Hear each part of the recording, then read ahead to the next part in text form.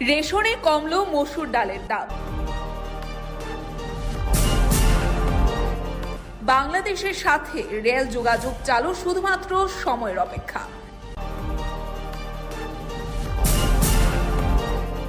আগরতলা সাবরুমের যাত্রী সাধারণের কথা ভেবে কেন্দ্রীয় রেলমন্ত্রীর নির্দেশে একটি ডেমো ট্রেন চালু হচ্ছে। একে বলে ডাবল ইঞ্জিনের সরকার। সাংবাদিক সম্মেলন করে জানালেন মন্ত্রী সুশান্ত চৌধুরী, রাজ্যে পর্যাপ্ত পরিমাণে রয়েছে চালের মজুদ। দু একদিনের মধ্যে সবকটি রেশন শপের মধ্য দিয়ে শুরু হচ্ছে মসুরির ডাল সরবরাহ।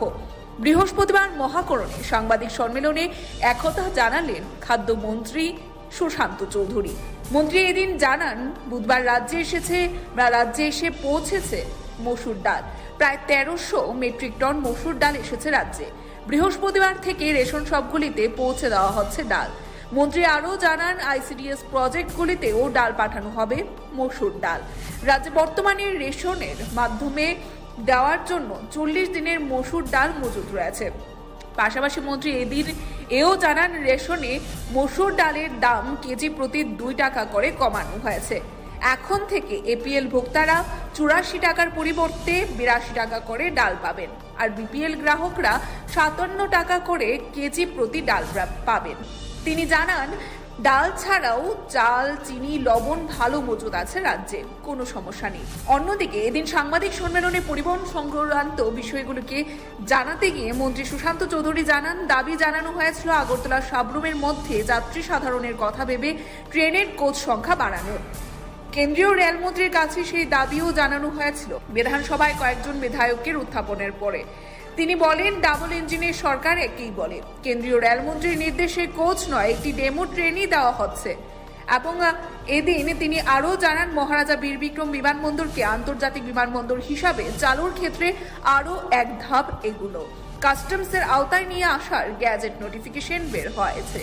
আগরতলা এবং সাবরুমে যে এডিশনাল একটা ডেমো ট্রেন, সেই ডেমো ট্রেনেরও কেন্দ্রীয় রেল মন্ত্রক অনুমোদন দিয়েছে, তারও অর্ডার সেখানে বেরিয়েছে। এটা আমাদের একটা বিশাল প্রাপ্তি। এবং পাশাপাশি আমাদের খাদ্য দপ্তরের আমাদের যে অ্যাচিভমেন্ট গুলো এবং আমাদের যে এসেনশিয়াল কমোডিটিস যে স্টক, সে বিষয় আপনাদের মাধ্যমে রাজ্যবাসীকে আমরা অবগত। আপনারা জানেন, আমাদের রাজ্যে পরিবহন বিগত দিনে যে জায়গায় ছিল পরিবহন ব্যবস্থা, তার আমূল পরিবর্তন ঘটেছে। বিমান পরিবহন, রেল পরিবহন, ন্যাশনাল হাইওয়ে যে সড়ক পরিবহন, ওয়াটারওয়েজ আমাদের চিন্তা ভাবনা চলছে। এবং আগামী দিনে এই নিশ্চিন্দপুরের আমাদের যে চারিপাড়ার যে রেল লাইন, বাংলাদেশের পার্ট এবং ভারতবর্ষের পার্ট, এই সাইডে এটা যখন তৈরি হবে আগামী ডিসেম্বরের মধ্যে, আমরা আশা করছি সেটা সম্পূর্ণ হয়ে যাবে, তখন আন্তর্জাতিক ক্ষেত্রে একটা বাণিজ্যিক দুয়ার আমাদের খুলে যাবে। ত্রিপুরা রাজ্য যুবক যুবতীরা আমাদের ব্যবসার ক্ষেত্রে একটা বিশাল একটা দিগন্ত আমাদের সূচনা হবে। কিছুদিন আগে আমাদের বিধানসভায়ও এই বিষয় নিয়ে অনেক বিধায়ক সোচ্চার ছিলেন যে আগরতলা সাবরুম গ্রামগামী যে ট্রেন, সেই ট্রেনের কোচের সংখ্যা বৃদ্ধি করতে। কারণ যে পরিমাণ ভিড় হয়, যে পরিমাণ লোক সমাগম হয়, তাতে করে মানুষকে খুব অসুবিধার মধ্যে পড়তে হয়। শিশু, স্টুডেন্ট, বয়স্ক মানুষ, মহিলা, যুবক, প্রত্যেককে একটা অসুবিধার মধ্যে পড়তে হয়, বিশেষ করে অফিস টাইমের মধ্যে। কারণ অনেকে আগরতলা থেকে সাবরুম যান বিভিন্ন জায়গায় চাকরির কাজে, আবার চাকরির পরে সেখান থেকে ট্রেনে ফিরে আসে, তাদেরকে অনেকটাই অসুবিধার মধ্যে পড়তে হয়। ব্যবসায়ী বন্ধুদেরকে অনেকটা অসুবিধার মধ্যে পড়তে হয়। বিধানসভায়ও কয়েকজন বিধায়ক এই বিষয় নিয়ে কথা বলেছিলেন। এবং বিধানসভা অধিবেশনের পর আমি ব্যক্তিগতভাবে মাননীয় কেন্দ্রীয় রেলমন্ত্রী অশ্বিনী বৈষ্ণবকে ব্যক্তিগতভাবে ডিও চিঠি প্রদান করি, যাতে করে আগরতলা ধর্মনগর এবং আগরতলা সাবরুমের মধ্যে যে রেল পরিষেবা, সেই রেল পরিষেবার কোচের সংখ্যা বৃদ্ধি করা হয়। পরবর্তী সময়ে মাননীয় রেলমন্ত্রী অশ্বিনী বৈষ্ণব আমার চিঠি প্রাপ্তি স্বীকার করেন এবং প্রাপ্তি স্বীকার করে আমাকে চিঠি পাঠান। গত কয়েকদিন আগে আমি সেই চিঠি পাই এবং তাতে বলা হয়েছে the concerned directorate has been asked for detailed examination on it. উনি চিঠি প্রাপ্তি স্বীকার করেছেন এবং দপ্তরকে উনি নির্দেশ দিয়েছেন ব্যাপারটা নিয়ে খোঁজ খবর নেওয়ার জন্য। আমরা আনন্দের সঙ্গে জানাতে চাইছি যে মাননীয় কেন্দ্রীয় রেলমন্ত্রীর নির্দেশে এবং আমাদের পরিবহন মন্ত্রী হিসেবে আমি যে চিঠি পাঠিয়েছি এবং পরবর্তী সময় কেন্দ্রীয় রেলমন্ত্রী আমাকে যে চিঠি পাঠিয়েছেন, পরবর্তী পর্যায়ে সিদ্ধান্ত গ্রহণ হয়েছে, এই হচ্ছে অর্ডার, যে আগরতলা এবং সাবরুমের মধ্যে একটা আলাদা ডেমো ট্রেন প্রদান করা হচ্ছে। অর্থাৎ আমরা চেয়েছিলাম কোচের সংখ্যা বৃদ্ধি করতে, তারা ট্রেনের সংখ্যা বৃদ্ধি করে দিয়েছে। আগে 3টা ডেমো ট্রেন ছিল আগরতলা এবং সাবরুমের মধ্যে, এখন সেই সংখ্যা বেড়ে 4টা হয়েছে।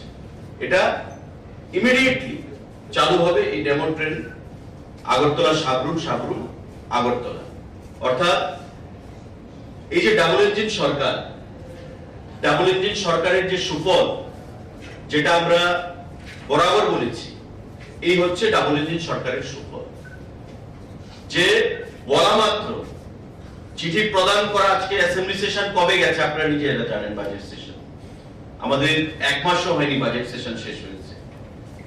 বাজেট সেশনের পর সেখানে আমরা ব্যক্তিগতভাবে আমি চিঠি লিখি, উনি চিঠির প্রাপ্তি স্বীকার করে আমাকে রেসপন্স করেন এবং এই অর্ডার মূলে আগরতলা এবং সাবরুমে ডেমো ট্রেনের সংখ্যা সেখানে আরেকটা বৃদ্ধি করা হলো আমাদের দাবি মেনে।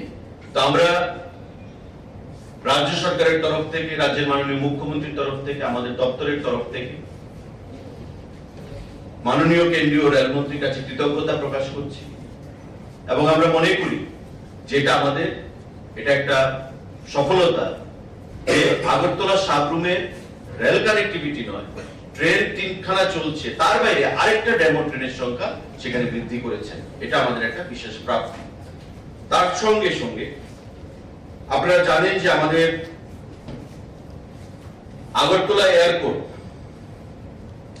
আগরতলা এবং চিটাগং এর মধ্যে ইন্টারন্যাশনাল কানেক্টিভিটি চালুর জন্য প্রস্তাব রয়েছে এবং এটা অলমোস্ট ম্যাচিউর স্টেজে রয়েছে। আজকেও এই বিষয়ে মাননীয় মুখ্যমন্ত্রীর পৌরোহিত্যে আমাদের একটা মিটিং রয়েছে।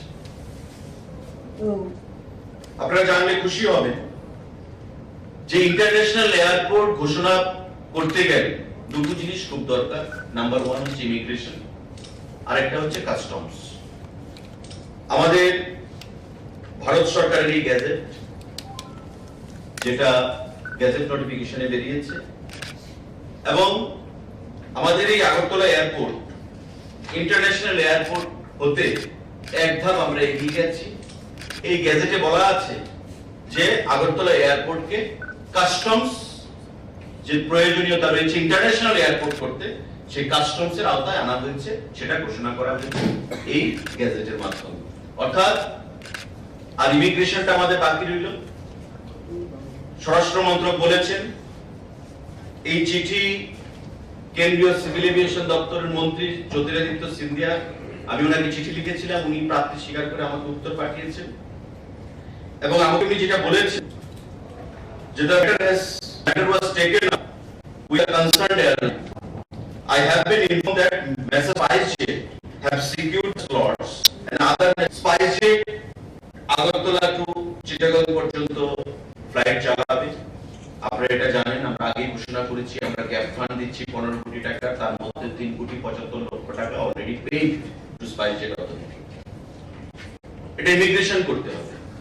মিনিস্ট্রি অফ হোমকে আমরা লিখেছি, মিনিস্ট্রি অফ হোমকে ইমিগ্রেশনের দায়িত্ব নিতে হবে এবং মিনিস্ট্রি অফ ফিনান্স কাস্টমস এর ডিক্লারেশন দেয়, যেটা গ্যাজেট নোটিফিকেশনে বেরিয়েছে, যেটা অলরেডি কাস্টমস ডিক্লারেশন হয়ে গেছে, ভারত সরকারের এই গ্যাজেটে বেরিয়েছে। আমাদের বাকি রইল ইমিগ্রেশন এবং স্বরাষ্ট্র দপ্তর হোম দপ্তরকে বলেছে যে এই ইমিগ্রেশনের জন্য যে সিকিউরিটির দরকার রাজ্য পুলিশ থেকে যদি দেওয়া হয় তবে আমরা খুব শীঘ্রই সেটা ডিক্লেয়ার করে দেব, ইমিগ্রেশনের পার্টটাকে ফাইনাল করে দেব, এবং পরবর্তী সময় স্পাইসজেট বলেছে যে যখন ইমিগ্রেশনটা কমপ্লিট হয়ে যাবে তখন আমরা স্পাইসজেট তার অপারেশন শুরু করে দেব। আজকে মাননীয় মুখ্যমন্ত্রী পৌরোহিত্যে চিফ সেক্রেটারি থাকবেন, ডিজিপি থাকবেন, আমিও থাকবো, আমাদের সেক্রেটারি সাহেব থাকবেন। একটা উচ্চ পর্যায়ের মিটিং রয়েছে এই বিষয়ে। আশা করি আমরা রাজ্য সরকারের কাছে যে সহযোগিতা চাওয়া হয়েছে স্বরাষ্ট্র দপ্তরের কাছে, সেটা যদি আমরা প্রদান করতে পারি তবে আমাদের ইমিগ্রেশনও খুব শীঘ্রই আমরা চালু করব, এবং কাস্টমস ইমিগ্রেশন যখন হয়ে যাবে তখন ইন্টারন্যাশনাল কানেক্টিভিটি ফ্লাইট অপারেশন সেটা শুরু হয়ে যাবে। Bureau report, Tripura news 8।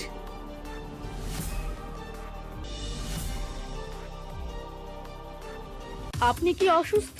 টাকার অভাবে ডাক্তারের পরামর্শ ছাড়াই ওষুধ খাচ্ছেন, কিন্তু অসুখ সারছে না? তবে আজই যোগাযোগ করুন হাপানিয়া স্বস্তি মেডিকেল হলের ডক্টরস চেম্বারে।